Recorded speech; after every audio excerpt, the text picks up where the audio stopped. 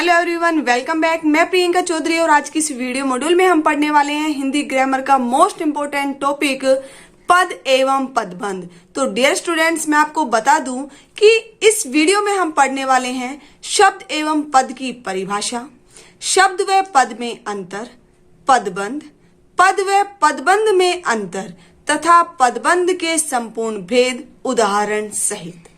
तो dear students, video को शुरू करने से पहले मैं आपसे यही कहूंगी कि यदि अभी तक आपने इस चैनल को सब्सक्राइब नहीं किया है तो सबसे पहले चैनल को सब्सक्राइब कीजिए और बेल आइकन को दबाना ना भूलें ताकि न्यू वीडियोज का नोटिफिकेशन आपको मिलता रहे।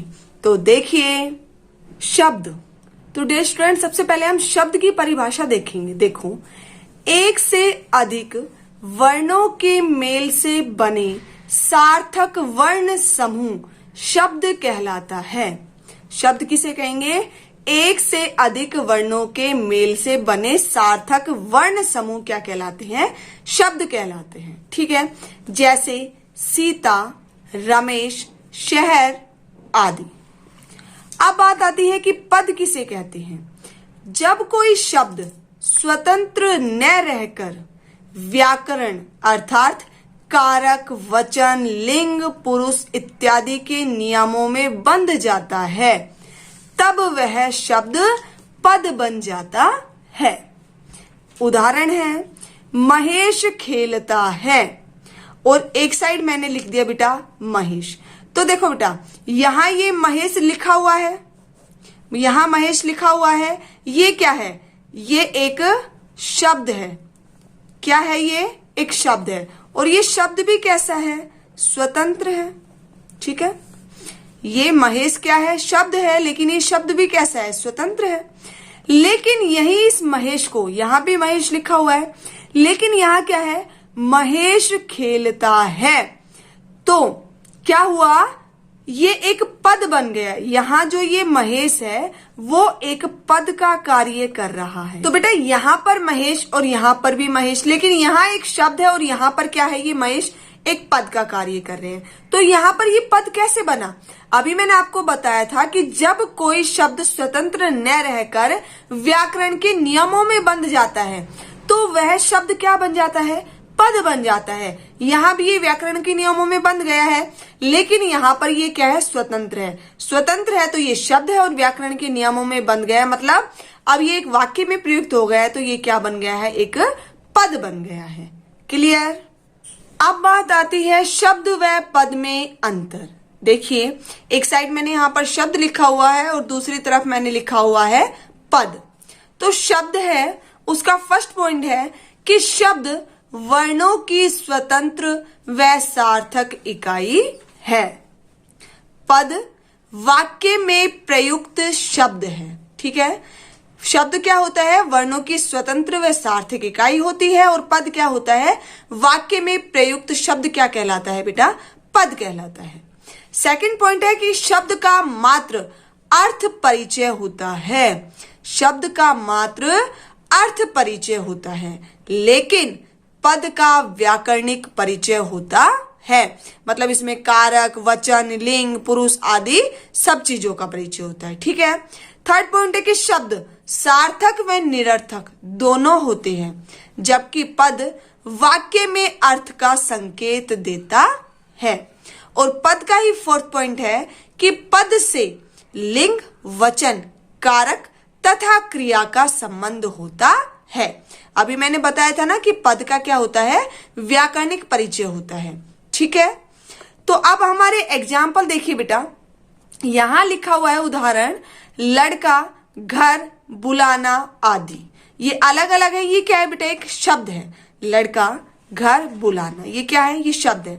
लेकिन यदि इन्हीं शब्दों को हम व्याकरण के नियमों में बांध दें और एक वाक्य बना दे कि लड़के को घर से बुलाओ, लड़के को घर से बुलाओ, तो यहां पर ये वाक्य में जो ये प्रयुक्त शब्द है वो किसका कार्य करेंगे? वो कार्य करेंगे हमारे पद का। तो ये था हमारे शब्द और पद में अंतर। क्लियर? अब बात आती है बेटा पदबंध कि पदबंध किसे कहते हैं।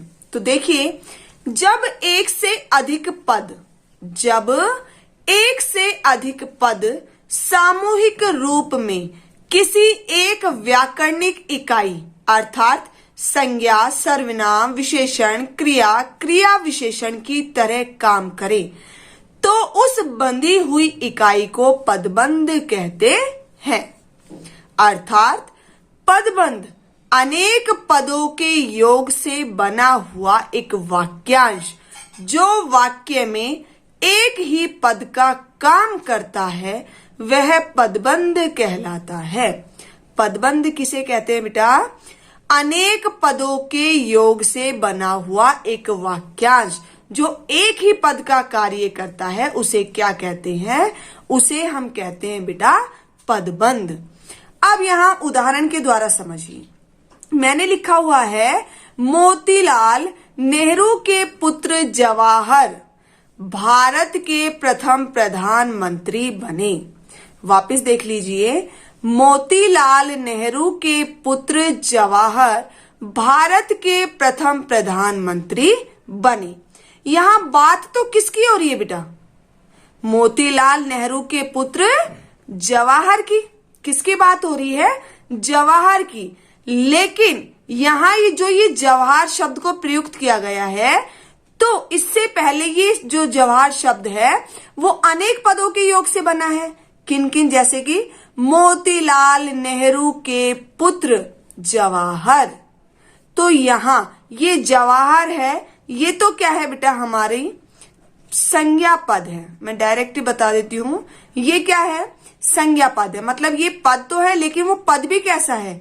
संज्ञा है, व्यक्तिवाचक संज्ञा है ना। और ये जो आगे का है मोतीलाल नेहरू के पुत्र, ये क्या है? ये हमारा सारा एक पदबंध हो गया। ये अनेक पदों के योग से बना हुआ एक वाक्यांश हो गया। क्लियर? जवाहर एक पद है, वो भी संज्ञा पद है, और मोतीलाल नेहरू के पुत्र जवाहर ये क्या हो गया? ये हमारा एक पदबंध हो गया। क्लियर? अब है पद व पदबंध में अंतर। देखिए, वाक्य में प्रयुक्त शब्द पद कहलाते हैं, जबकि वाक्य में एक से अधिक पद परस्पर मिलकर जब एक व्याकरणिक इकाई का कार्य करते हैं तब उस बंधी हुई इकाई को पदबंध कहते हैं। वाक्य में प्रयुक्त जो शब्द है वो तो क्या कहलाते हैं बेटा? पद कहलाते हैं। और जब वो सारे ही पद, वाक्य में एक से अधिक जो पद है वो मिलकर जब एक व्याकरणिक इकाई का काम करते हैं तो वो क्या कहलाते हैं? तब वो कहलाते हैं पदबंध। जैसे कि एग्जाम्पल दिया हुआ है यहाँ पर कि हमारे घर के चारों ओर वृक्ष हैं। तो देखो बेटा, हमारे घर के चारों ओर वृक्ष हैं, ये सारे क्या हो गए? ये सारे हो गए हमारे बेटा पद। हमारे घर चारों ओर वृक्ष, ये सारे क्या हो गए? पद हो गए। लेकिन जब हम इसको एक साथ पढ़े कि हमारे घर के चारों ओर, तो ये क्या बन जाता है? ये बन जाता है बेटा पदबंध। क्या बन जाता है? पदबंध। क्लियर? अब बात आती है आपके पदबंध के भेदों की कि पदबंध के कितने भेद होते हैं। देखिए, पदबंध के बेटा 5 भेद होते हैं। संज्ञा पदबंध, सर्वनाम पदबंध, विशेषण पदबंध, क्रिया पदबंध और क्रिया विशेषण पदबंध। तो इस प्रकार से पदबंध के कितने भेद होते हैं? 5 भेद होते हैं। संज्ञा, सर्वनाम, विशेषण, क्रिया और क्रिया विशेषण पदबंध। अब यहां पर मैंने लिखा हुआ है बेटा संज्ञा पदबंध। तो संज्ञा पदबंध क्या है? पदबंध का पहला भेद है। देखिए, जब एक से अधिक पद मिलकर संज्ञा का काम करे तो उस पदबंध को संज्ञा पदबंध कहते हैं। एक से अधिक पद मिलकर संज्ञा का काम करे उसे क्या कहेंगे? संज्ञा पदबंध कहेंगे। इसमें शीर्ष पद संज्ञा होता है तथा शेष पद उस पर आश्रित होते हैं। वापस देख लीजिए कि संज्ञा पदबंध में जो शीर्ष पद होगा, जो मुख्य होगा, वो तो संज्ञा होगा और बाकी का जो बचा हुआ पद है वो उस पर आश्रित होगा। उदाहरण है यहां पर, मेरे बचपन का दोस्त अजय इंजीनियर बन गया। तो बेटा देखो, इसमें बात किसकी हो रही है? मेरे बचपन के दोस्त अजय की। किसकी बात हो रही है? अजय की। तो जो ये अजय है वो क्या है? वो शीर्ष पद है। क्या है? वो शीर्ष पद है। क्यों? क्योंकि ये क्या है? अजय एक संज्ञा है। ठीक है, लेकिन ये अजय कौन है? मेरे बचपन का दोस्त। तो ये अजय तो हो गया शीर्ष पद, और जो बाकी बचे हुए पद हैं वो इस पर क्या है? आश्रित है। मैं यहां लिख देती हूं बेटा ताकि आपको बिल्कुल अच्छे से क्लियर हो जाए। ठीक है ना? तो समझ में आया, मेरे बचपन का दोस्त अजय। अजय तो यहां हो गया शीर्ष पद, और इस पर जो डिपेंड है मेरे बचपन का दोस्त, वो क्या हो गया? एक आश्रित पद हो गया है। ठीक है, नेक्स्ट देखिए, जयपुर में रहने वाला पीयूष कल आएगा। वही बात, इसमें आपको शीर्ष और आश्रित पद छांटना है। तो जो ये पीयूष है ये क्या है? ये हमारा शीर्ष अर्थात संज्ञा पदबंध है, और जयपुर में रहने वाला ये क्या है? ये हमारा आश्रित पद है। क्लियर? अब पदबंध का सेकंड भेद है सर्वनाम पदबंध। देखिए, जब एक से अधिक पद मिलकर सर्वनाम का काम करें तो उस पदबंध को सर्वनाम पदबंध कहते हैं। इसमें शीर्ष पद सर्वनाम होता है, सेम संज्ञा पदबंध की तरह। उसमें क्या था? जो शीर्ष पद था वो क्या था? संज्ञा होता था, और इसमें सर्वनाम होता है, तथा शेष पद उस पर आश्रित होते हैं। उदाहरण है यहां पर, शेर के समान दहाड़ने वाले तुम कांप क्यों रहे हो?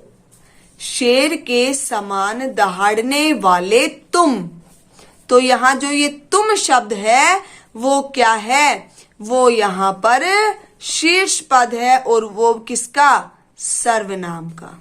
तुम क्या है बेटा? यहां सर्वनाम शब्द है। ठीक है, लेकिन तुम उससे पहले क्या है? शेर के समान दहाड़ने वाले। ये क्या हो गया? ये इस तुम पर हो गया बेटा आश्रित। शीर्ष पद पर जो बचा हुआ पद है वो हो गया आश्रित पद। क्लियर? नेक्स्ट है यहां, कोई न कोई आया है। तो कोई न कोई, अब आप सोच रहे होंगे कि कोई न कोई, यहां मैं आपको बता दूं कि बेटा ये भी सर्वनाम का ही उदाहरण है, लेकिन ये है अनिश्चयवाचक सर्वनाम, जिसमें हमें किसी की निश्चितता का बोध ना हो। वो कौन से सर्वनाम कहलाते हैं? अनिश्चयवाचक सर्वनाम कहलाते हैं। तो यहां भी यही है, कंफर्म नहीं है, हमें लिखा हुआ है कि यहां कोई न कोई आया है। तो कोई न कोई अर्थात अनिश्चयवाचक सर्वनाम। क्लियर? अब नेक्स्ट भेद है हमारा बेटा विशेषण पदबंध। जब एक से अधिक पद मिलकर किसी संज्ञा की विशेषता प्रकट करें। जब एक से अधिक पद मिलकर किसी संज्ञा की विशेषता प्रकट करें तो उस पदबंध को विशेषण पदबंध कहते हैं। इसमें शीर्ष पद क्या होगा? विशेषण, और आश्रित पद प्रविशेषण प्रयुक्त होता है। प्रविशेषण क्या कौन कहलाते हैं बेटा? प्रविशेषण उन्हें कहते हैं जो विशेषण की विशेषता बताते हैं। वो शब्द क्या कहलाते हैं? वो शब्द हमारे कहलाते हैं प्रविशेषण। अब बात आती है उदाहरण की। देखिए, अनिल सचमुच बहुत दयावान है। अनिल सचमुच बहुत दयावान है। तो यहां अनिल क्या हो गया? संज्ञा हो गया। लेकिन इस संज्ञा की विशेषता क्या है? अनिल है, कैसा है? दयावान। तो जो ये दयावान शब्द है वो हमारा शीर्ष है, अर्थात ये हमारा क्या है? विशेषण है। क्या है ये? विशेषण है। अब बात आती है आश्रित की और प्रविशेषण की। तो ये दयावान तो है, लेकिन कैसा है? सचमुच बहुत। तो ये आश्रित भी हो गया, ठीक है, और ये हमारा प्रविशेषण भी हो गया। अर्थात ये विशेषता, ये जो विशेषण है इसकी विशेषता बता रहा है। दयावान की भी विशेषता है कि दयावान तो है लेकिन कैसा, बहुत। तो ये आश्रित के साथ साथ हमारा प्रविशेषण भी हो गया। क्लियर। नेक्स्ट है आरती बहुत परिश्रमी लड़की है। तो यहां पर विशेषण का कार्य कौन कर रहे हैं, आरती संज्ञा है और इसकी विशेषता क्या है कि ये कैसी लड़की है, एक परिश्रमी लड़की है। तो ये परिश्रमी तो क्या हो गया हमारा शीर्ष अर्थात विशेषण, और जो ये बहुत है ये आश्रित अर्थात प्रविशेषण। क्लियर। नेक्स्ट पेज है हमारा क्रियापद बंध। जब एक से अधिक क्रियापद मिलकर एक इकाई के रूप में क्रिया का कार्य संपन्न करते हैं वे क्रियापद बंध कहलाते हैं। इनमें मुख्य क्रिया शीर्ष में होती है, अन्य पद उस पर आश्रित होते हैं और आश्रित पद मुख्य क्रिया के बाद आते हैं। आश्रित पद मुख्य क्रिया के बाद आते हैं। बाकी तीनों में, किन तीनों में, संज्ञा, सर्वनाम और विशेषण में। आश्रित पद कहाँ मिला था हमें, शीर्ष पद से पहले मिला था, लेकिन जो क्रियापद बंध है उसमें शीर्ष के बाद हमें आश्रित पद मिलेगा। क्लियर। देखिए उदाहरण है मनमोहन किताब पढ़ रहा है। तो यहां मनमोहन तो क्या हो गई बेटा, कर्ता हो गया, कार्य को करने वाला हो गया, संज्ञा हो गई। किताब पढ़ रहा है, क्या कार्य कर रहा है वो, क्रिया क्या है, क्रिया है पढ़ना, पढ़ रहा है। तो जो ये क्रिया है हमारी पढ़ना, तो ये तो क्या हो गई, शीर्ष हो गई। और शीर्ष भी क्या, यहां मैं लिख देती हूं क्रिया की शीर्ष है। ठीक है। और अभी मैंने आपको बताया कि जो क्रिया पद बंध है उसमें जो आश्रित पद होगा वो आश्रित पद मुख्य क्रिया के बाद होगा, मतलब मुख्य जो शीर्ष है हमारी उसके बाद होगा। तो यहां शीर्ष तो क्या हो गई, पढ़ना हो गई, लेकिन बच क्या गया, रहा है। ये रहा है हमारा क्या हो गया बेटा, आश्रित हो गया। क्या हो गया, आश्रित हो गया। क्लियर। नेक्स्ट एग्जाम्पल देखिए, मेरी नानी मुझे कहानियां सुनाया करती थी। क्रिया क्या है, सुनाना। क्रिया क्या है, सुनाना। ठीक है। लेकिन ये सुनाना तो क्या हो गया, शीर्ष हो गया अर्थात क्रिया हो गई।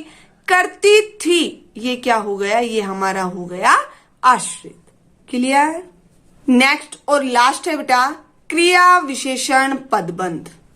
वह वाक्यांश या पद समूह जो क्रिया विशेषण का कार्य करे उसे क्रिया विशेषण पदबंध कहते हैं। क्रिया विशेषण अर्थात जो क्रिया की भी विशेषता बताए।